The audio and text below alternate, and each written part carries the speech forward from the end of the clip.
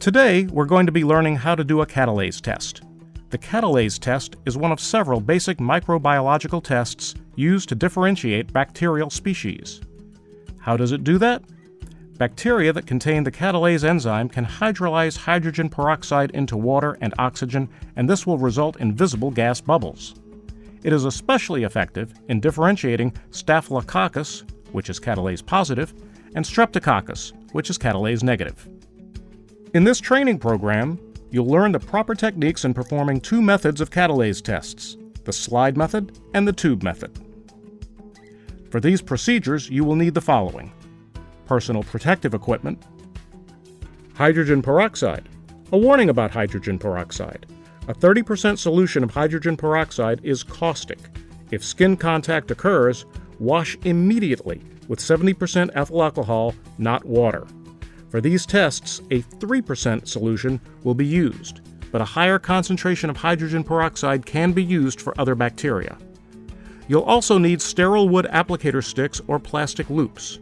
Avoid using wire loops, as they can cause false positive reactions. You'll need pipettes and biohazard waste containers, and young colonies of bacteria on agar media. These colonies should preferably be 18 to 24 hours old. Use blood agar or chocolate agar media. If you're performing the slide method, you'll need 2 sterile glass slides and 2 sterile Petri plates to contain aerosols produced by the Catalase reaction. If you're performing the tube method, you'll need 2 12 by 75 millimeter test tubes and a test tube tray. These tests are usually performed on the laboratory bench. Because these tests produce aerosols that can carry infective bacteria, you should perform this test inside a Petri dish, a tube, or inside a biosafety cabinet. Now let's review the slide method. Place each slide, one for the positive reaction and one for the negative reaction, onto the bench top. Label them and place them in separate, uncovered Petri dishes.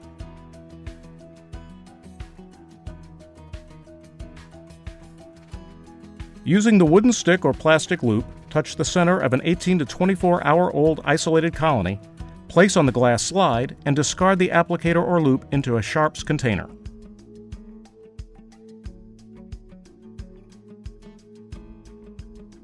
If you're using colonies grown on a blood agar plate, be careful not to pick up any red blood cells with the colony. Red blood cells contain Catalase and can provide a false positive result. Repeat the process with your negative control.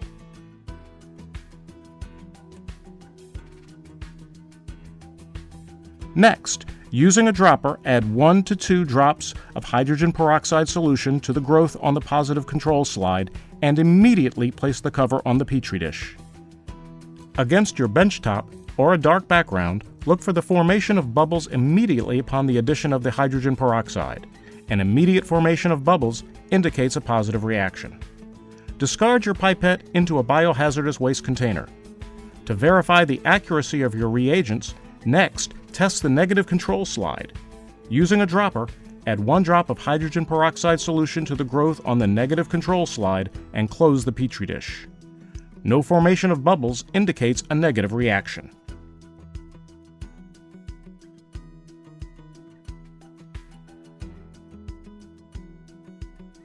To perform the tube method, first label the 2 12 by 75 millimeter test tubes with positive and negative and place them in a test tube tray. The tube will contain the aerosols. Then add 4 to 5 drops of hydrogen peroxide solution to each of the 12 by 75 millimeter test tubes.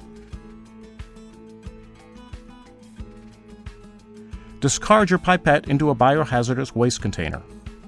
Use the applicator stick or plastic loop to pick up a small amount of 18 to 24-hour-old isolated colony from the positive control. Place and leave the applicator stick or plastic loop in the tube. Place the tube against the benchtop or a dark background and look for the immediate formation of bubbles. Repeat the process for the negative control. No formation of bubbles indicates a negative reaction.